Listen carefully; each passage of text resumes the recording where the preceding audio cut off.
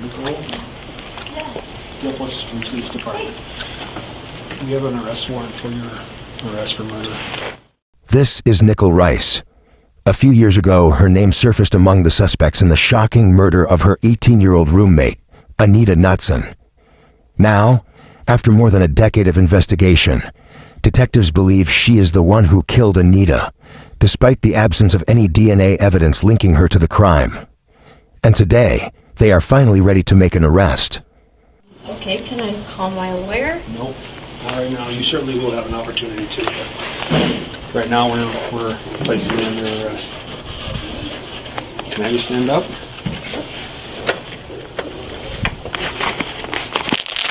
Stand up. Where is it? Is this your coat? You need. Place your hands behind your back, please. Where's your coat at? Maybe I didn't wear it in. Okay. But what followed was a wave of denial, heartbreak, and a verdict that stirred major controversy surrounding the entire case. It was around 5 p.m. on Monday, June 4, 2007, when Gordon Knutson arrived at his daughter's apartment building on 4th Street Northwest in Minot. Gordon was concerned because Anita had not shown up for work at a local hotel on Saturday, and she hadn't spoken with her family on Sunday, both highly unusual for his daughter. As he went to her apartment, he knocked repeatedly, but there was no answer. With fear in his heart, he made his way to property manager, Laura Knapp, and asked her to unlock the door. But before they could, the maintenance man, Marty Annell, approached them and shared a discovery. He had found a window screen that appeared to have been cut lying on the grass below Anita's bedroom window. Gordon Knutson quickly went to check, and when he looked through the window, he could see his daughter lying face down on her bed. The mattress was soaked with blood and she was covered with a large housecoat. With the horrific discovery, Laura Knapp immediately dialed 911. It's the police department? Yes, it is. This is a resident manager up in Northgate Apartments. I had a father come to my apartment here to check on his daughter. We just came in the apartment. I think she's dead. When officers arrived, they confirmed that Anita was dead. She had been stabbed twice in the chest and left face down on her bed with a robe covering her body. A pocket knife with dried blood was found nearby on the bed. During the investigation, detectives did not consider the window to be the point of entry for whoever killed Anita. Also, investigators found traces of blood where the screen was cut, indicating it was probably sliced after the murder. And most especially, the front door had been locked from the inside, meaning whoever killed Anita Knutson had a key to the apartment. With that information, detectives turned their attention to Nichole Rice, Anita's roommates, but she told them she had been at her parents' farm near Velva throughout the weekend. Her father told investigators that his daughter was home from Saturday evening to Sunday morning. But another witness contradicted this, telling police that Nichole was at a club in Russo the night before the murder, staying until early morning, and then saying she had to go to Minot to get some clothes. However, as the investigation continued, Nichole faced an unexplained 8-hour window during which she could not provide a consistent alibi.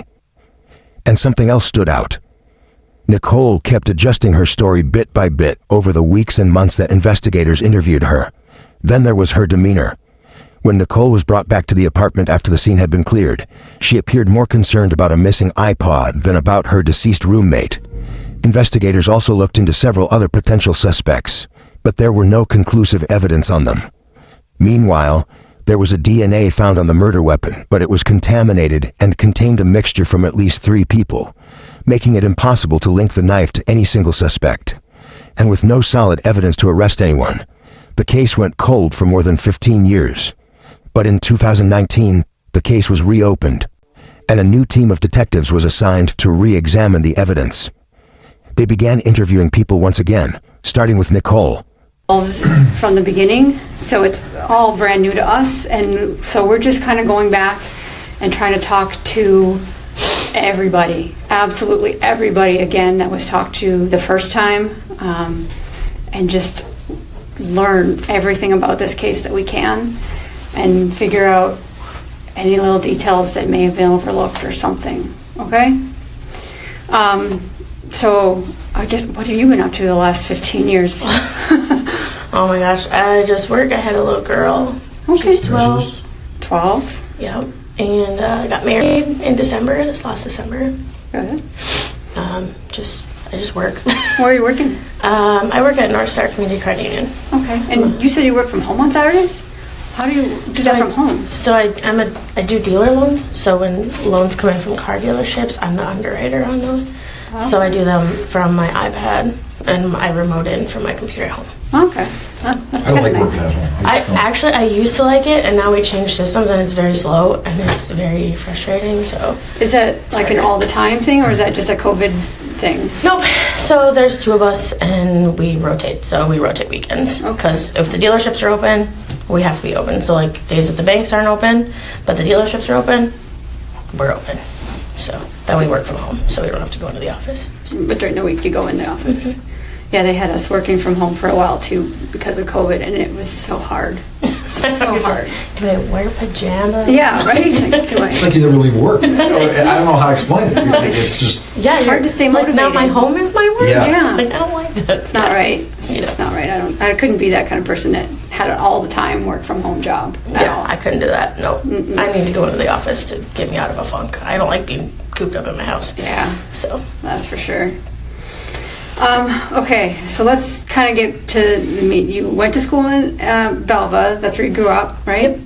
And Anita went to school there. Yep. She moved there, what, about middle school? Freshman year. Okay. Well, no. 8th grade year. Okay. And then tell me a little bit about that. How did you guys meet, and how was school like? So, you know how 8th graders are when new kids come to school, kind of like make them an outsider. I was having a birthday party that weekend, so I invited her so she could get to know like all the other girls in this class. She ended up staying the night. We had a really good time. I brought her home the next morning. I had my license young, so we're living on a farm. Yeah. So I brought her home, and then we just kind of hung out. I'm like, Velva kind of was cliquey. So, like, once you found your groove, you just kind of went that way. And we didn't hang out a lot in high school anymore after, like, 9th, 10th grade. I mean, we did not like each other, but we had different friends. Well, I mean, it's a small school, small town. I mean, everybody knows everybody, and Yeah. I mean, it's not like I know what that's like. So. Yeah. So then we both went to the same college. Neither of our roommates ended up working out. So then we ended up roommates in the dorms. So we were in the dorms together, and then we decided that we were going to move into an apartment together. So, and then at that point, like, we're in the dorms and stuff, we were like inseparable. We were together all the time. Then we moved out to the apartment. I quit college because I didn't really know what I wanted to do, so I didn't want to pay for college and not know what I was doing. So I just got a job, and then my job schedule and her school and work schedule, it just clashed because I worked either 3 p.m. to 1 a.m. or 1 a.m. to 1 a.m. Oh. Or 1 p.m. to 1 a.m. So, like, I was coming when she was going when I was coming.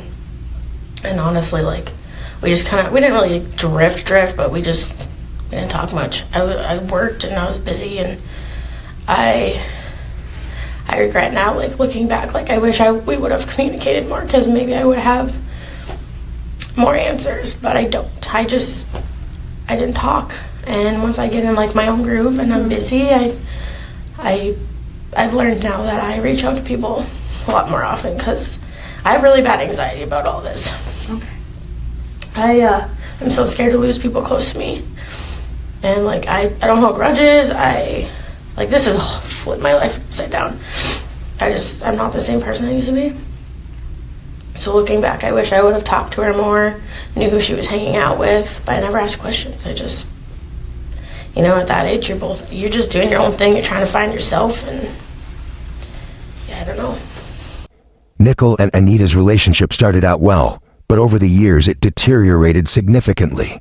In fact, it became so strained that at one point Anita asked her father to install a lock on her bedroom door, a request that shows just how uneasy she had become living with Nichole. Tell me about the incident with your fish tank. Fish tank? Oh, one of my friends poured beer in it.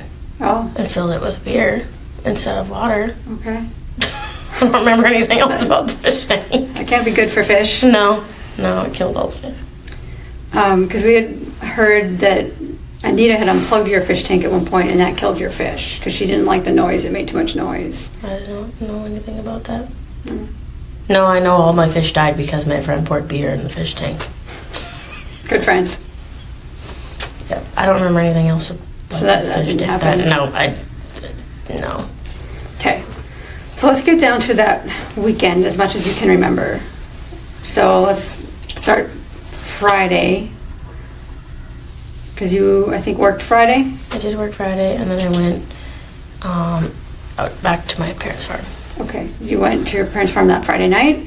Or? I think I went Saturday morning, actually, because my cousin was leaving for, like, basic training or Iraq or something. I can't even remember what it was, but we were having a party for him in Sexton. So I think I left that Saturday morning because I worked late Friday and then went to sleep and then woke up Saturday morning and left. Honestly, though, I can't 100% remember if I left Saturday morning or Friday night. Okay. So, but yeah, it was... And do you remember if Anita was home Friday night when you were there? I don't remember. Okay. I do not remember. I'm sure I did at the time, probably. What about Saturday? If it was Saturday that you left, was she there in the morning when you left? Or did you see her vehicle parked in the parking lot? Or? I don't remember that either.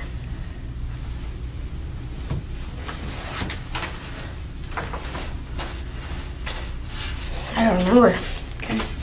And then did you go straight from here to Sykeston to the party, or did you go somewhere else? Yeah. I think I picked up my cousin. She rode with me. My cousin Alyssa. Where did she live? Where was she living at the time? I think she was living somewhere in town. She's like In 5 Minot? years. Yeah, Oh. she's like 5 years older than me. Okay. So I believe I picked her up, and then we rode down there together, and then because then I came back and she owned a bar in Russo. Her and her husband did, and we came back and stayed there, and I helped her serve like food. So after the party in Sykeston, you went to Russo, the bar. Yep, which is just like 5 miles south of my parents' farm. Okay. So, Do you remember about what time of day that was?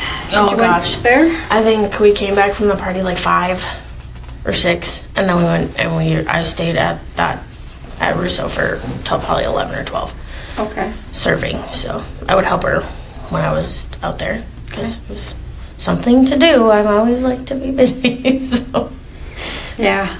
And then so after did you say like bar close or? Pretty close. And then what did you do then? Went back to my parents' house and went to bed on the couch. So was that normal for you to sleep on the couch? Yeah. At your parents' place? Yeah. So my parents they have a small double wide trailer. Oh, okay. And my sister was still young at the time, so that's where I slept. My dad, as soon as I went to college, my dad turned my room into his office because that's what it was supposed to be.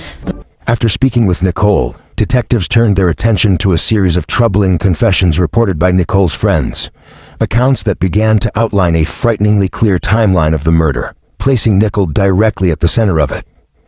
The first person investigators interviewed, based on his confession, was William May, a U.S. Army veteran who had previously been in a relationship with Nichole. Murder from back in 2007. Do you remember that? Yeah, I do. Yeah. Okay. And it's my understanding that at some point after that, you had dated Nichole Thomas for a while. Is that right?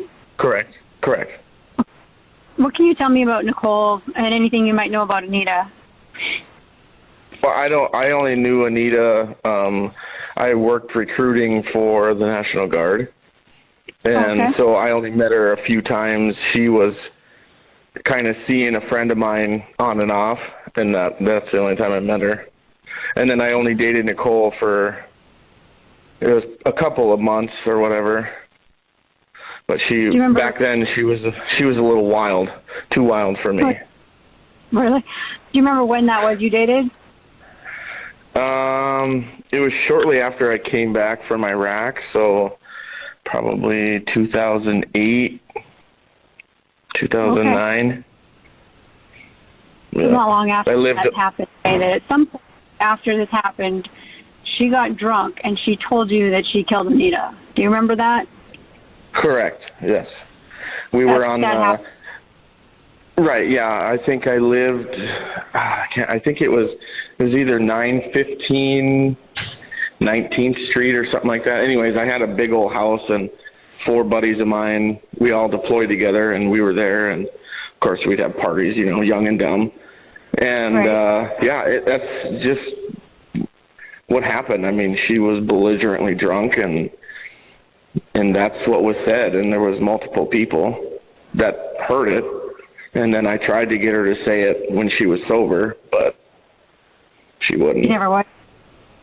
And how did that come about? Like, were people like accusing her, saying, "Hey, you killed your roommate," or did she just kind of spontaneously throw that out there? Well, we were kind of talking about it. A friend of mine had brought it up, and we were kind of talking about it. You know, kind of trying to be investigators ourselves. You know, because being young, that's what we do. And and then it just, we were all getting ready to go to bed, and she said it. Did she say how you did it, or any specifics? No, that's all she said was, I did it. But then I tried to get her to say it when she was sober, and I couldn't get her to say it when she was sober. So I just left it at that, and she was too crazy for me. So I said, see ya. Following this, detectives interviewed another one of Nichole's friends, who revealed even more disturbing details. And actually was her roommate for a little while. Okay. And about what year was that? Do you remember? Oh my gosh. Well, it was the year that her and Willie Mae dated, because I actually took them home from a party the night that she had confessed to Willie Mae. Okay. And were you at that party when she made that statement? Yes. Yep. Okay. And did you hear her say it? Yes. What, if you can recall, did you hear her say? Let me think here of everything. I mean, I can show you the house that we were at and everything. She had, I believe when she had made the comment, we were actually at her apartment that used to be right across from the old video store, the brown brick building. I don't know if you are familiar with that. Which video store are you talking about? It was right on Broadway. South Broadway? Or North Broadway, the one by the college? South Broadway. Okay, so you were at... like Video Magic. Okay, what it was called. You were at she lived in those apartments on the bottom, lower one, and she had said something about alarm clock going off, and she was sick and tired of it, so she had stabbed her. And then when we had confronted her the morning that she had said that, she said, no, I didn't. Okay. And so she said this, like, in a room full of people? No. Or just... she had made a couple comments about it, numerous, like at a party. She had said it, and then in her apartment when I had been around, she had said it. And then I believe when I was with Larissa, I'm trying to think of her maiden name. Did you say Larissa? Yes. Larissa Heil? Yes. Yeah, I can't remember if that's her name now or if it was her name then, but I got it's Larissa R-A-U is what I knew. I knew her maiden name, her married name. Mm-hmm. I believe she had said that in front of us also, just comments about like she deserved it, or, you know, when we would bring it up and how sad and wish that somebody would confess, you know, just trying to get her to talk about it. And she would always get very angry. When I was roommates with her, we got in an argument, and she had actually, like, lunged at me. And I had made the comment to her, like, you are not going to do that again. What you did before. Like, you will get caught. I'm going to go to the cops. Next time you say anything, I'm going to record you, and I'm going to the cops. Mm-hmm. And then I would get threats, and I just moved out, and I had not spoken to her since then. Okay. How long did you guys live together? Maybe 3 months at the most, 2 months. Okay. She was very controlling, and if I would talk to anybody else or hang out with other friends, it was always a fight. And so she never really had anything positive or good to say about Anita? Okay. And she wouldn't talk about it, like, she would not ever talk about it when she was sober. It was always when she had been drinking. Like, when I knew her, she drank heavily all the time. Okay. And was that still her behavior when you last saw her, when you moved out? Yes, yep. Okay. And I'm 36 now, so that was over 10 years ago. Nichole, speaking under the influence of alcohol, might not solidify any evidence, but what she told her aunt, Brenda Glynns, made her a prime suspect. Brenda is even more specific with you talking about a conversation you had with Nikki where she goes into more detail about what happened to Anita. What do you remember about that specific conversation? I would be honest with you. I've had some health issues. That's okay. That's what we're doing. Yeah. Let me read this to you. And I don't remember my some memory loss through it all. That's all right. That's what happens on these old murder cases. We're used to that. Let me read this to you and see if it sounds like what you said before. If any of it is crazy or incorrect, you tell us, okay? Okay. It says, Brenda stated that also during a conversation, Nikki had told Brenda that the person responsible for murdering Anita crawled through Nikki's window and was waiting in Nikki's bedroom for Anita to get out of the shower, and that is when this person made their attack. Do you remember that? Yes, I do. Okay. Nikki Thomas also told Brenda that there was a big footprint on the ground outside of Nikki's window and that the knife that was used to murder Anita had been left in the apartment. Do you remember that? Yes. Okay. Brenda also recalled a conversation between Brenda and Nikki where Nikki told Brenda that Nikki had heard on the news that some female, either from the Fairfield Inn or from the Vanity Store in Minot, came forward to the police and told the police that if Anita did not date this unknown individual, that this person would kill Anita Knutson. Yes. So Nikki said that. Yes. Okay. She said Nikki that. Thomas. Nikki Thomas also. I'm sorry. Go ahead. Oh, she just said that. I just faintly, now that you're saying that, I just faintly remember some conversation about some guy wanting to date Anita. And that's it. That's what I remember. But I remember the whole thing about the threats. Okay. It goes on to say Nikki also told Brenda that Nikki was pretty sure that somebody was watching Nikki's every move and that Nikki needed to get out of town for a few days to clear her head. Do you remember that? I don't. Okay. Now, this says here, Brenda stated that this conversation, this part we're talking about right now, took place on June 13th, 2007. So we're talking about 10 days after the murder. Does that seem about right looking back?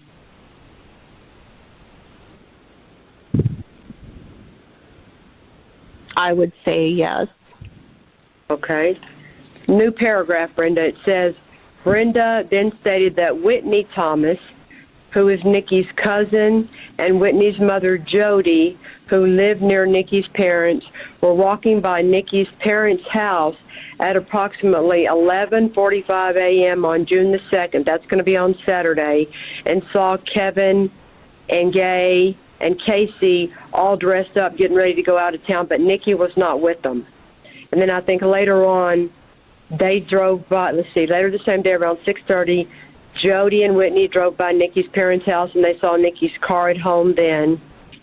And then after getting done eating supper, they saw Nikki's car gone, but Nikki's parents were at home. So I think that information must have come from From Whitney. I think that's Whitney then. Okay. Okay. Now there's some information here that at some point Sandy tries to get a hold of Nikki on Saturday night.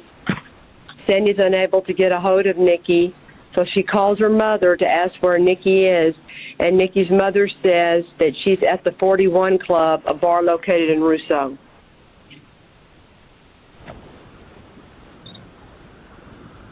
Do you remember if that's how you first heard that Nikki went to the 41 Club that Saturday night?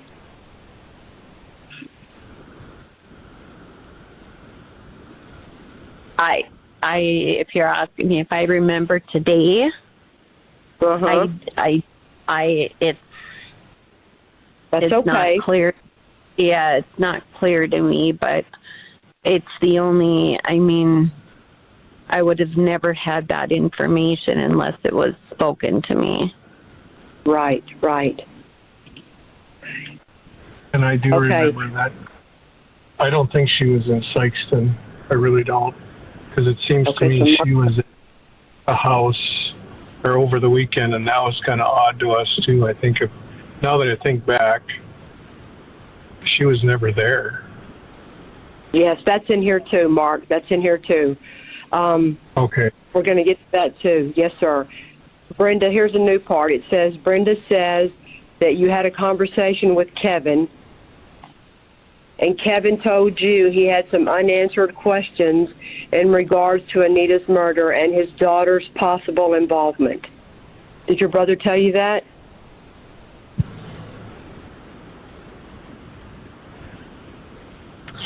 I honestly don't remember.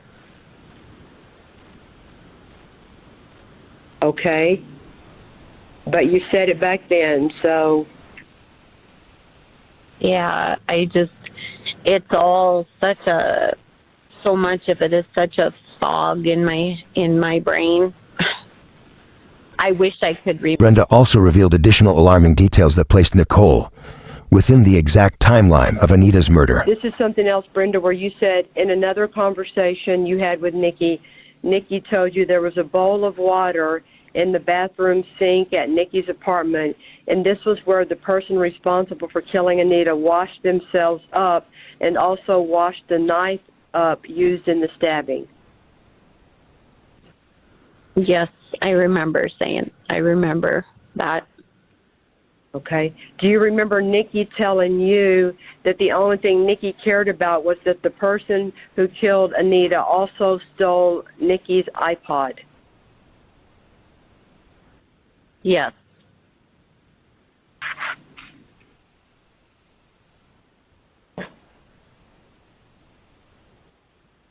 Okay, I'm reading. With you refreshing my memory, I remember that. Yes.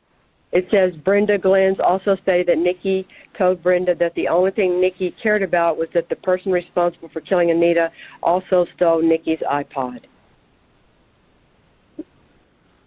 Yes. Okay, now that you're reading it, I remember that.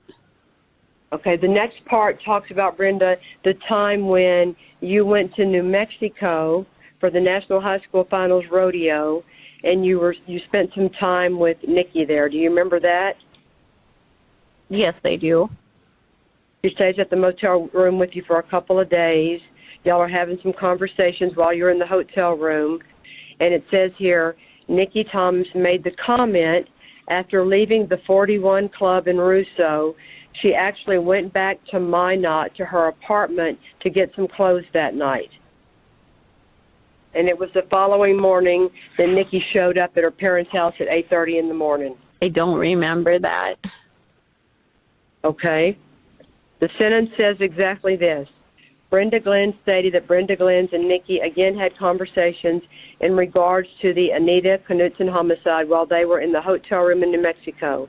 And Brenda stated that Nikki Thomas made the comment that after leaving the 41 Club in Russo, Nikki Thomas actually went back to Minot to her apartment to get some clothes that night. Brenda stated that it was the following morning that Nikki showed up at her parents' house at approximately 8:30 in the morning. And this was the time when Nikki's dad made the statement it was unusual for Nikki to be up and dressed at that time of the morning. Yeah, I just don't remember.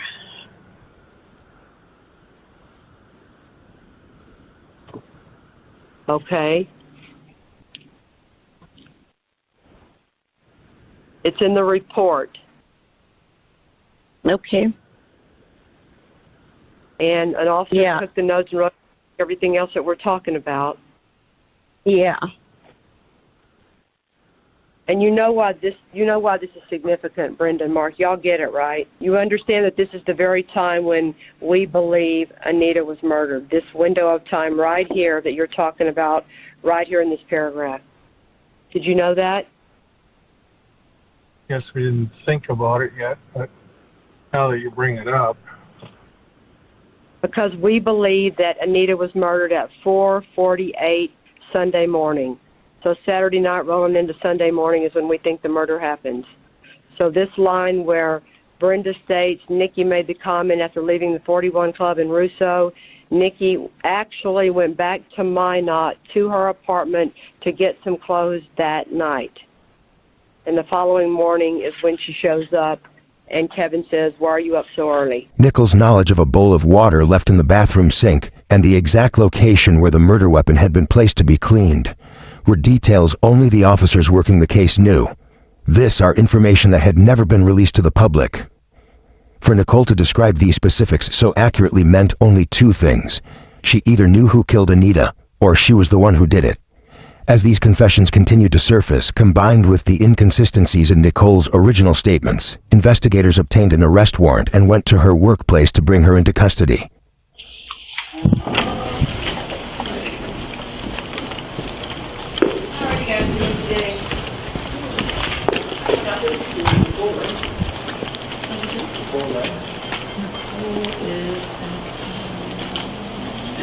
Give us just a moment. I forgot she moved here that quick. May I let her know who's here? If you can tell her Dale Plus is here to speak to her. I don't know. She doesn't know who I am, but if you just tell her that somebody's here to see her.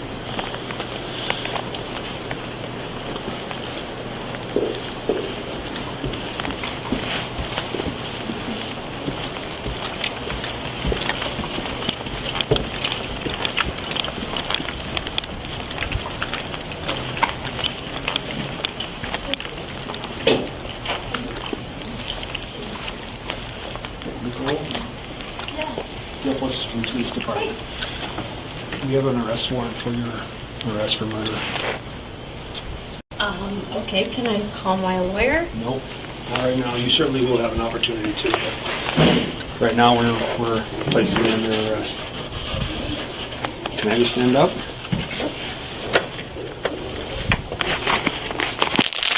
Stand up. Where is it? Is this your coat? You need Place your hands behind your back, please. Where's your coat at? Maybe I didn't wear it in. Okay. Is there anything else you want? Cell phone, purse, or Cell phone. Bring your hands a little bit closer. I'm going to remove your watch.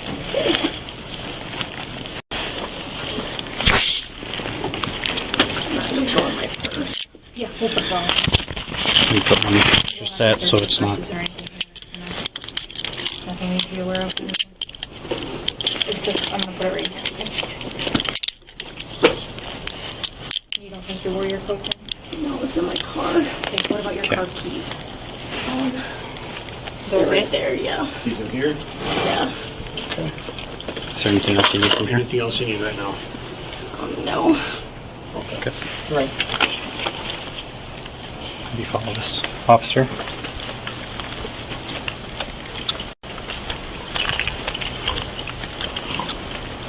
Is there anyone you need me to let know here? I'll go talk to her. They need to call my boss.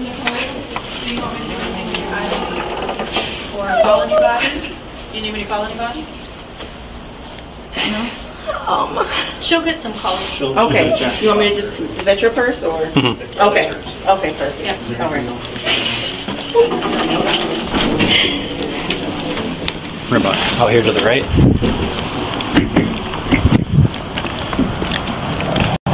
Before before I place you in the rear of my patrol car. Is there anything sharp, pointy, anything that's going to stick you when we do a quick pat-down search? No, I don't think so. Okay. I'll have the female officer conduct a pat-down at the front of my vehicle. I have not looked through here either. Okay. I'll take a look when you're doing the pat-down. You need any gloves? Yeah, you got it. Yeah.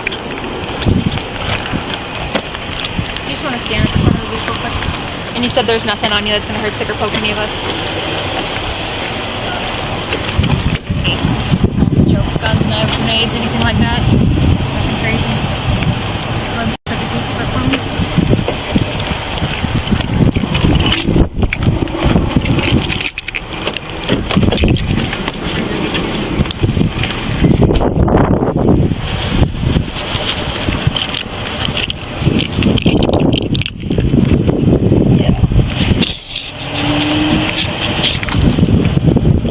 Nichole was later charged with felony murder in connection with Anita Knutson's death.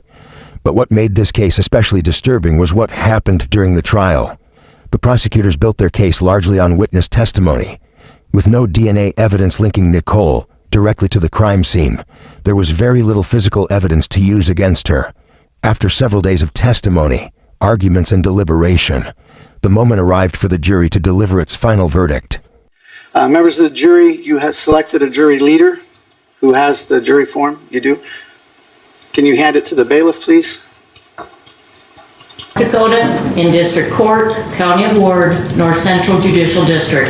State of North Dakota Plaintiff versus Nichole Aaron Rice, Defendant. Criminal number 51-2022 CR 00421. Verdict form. We, the jury, duly impaneled and sworn, find the defendant Nichole Aaron Rice not guilty of the information dated at Grand Forks. Nichole was cleared of all accusations and found not guilty.